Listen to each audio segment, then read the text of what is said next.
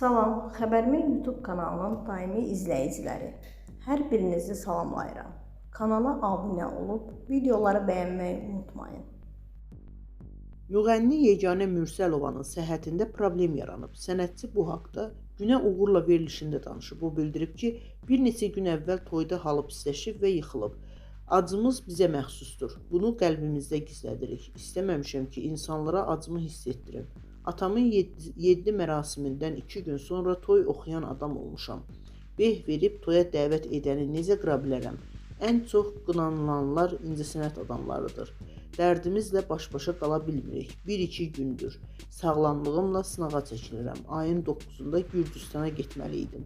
Noyabrın 8-də toyda bir də gördüm yerdəyəm. Halım pisləşib yıxılmışam. Ümid edirəm yaxşı xəbər alaram.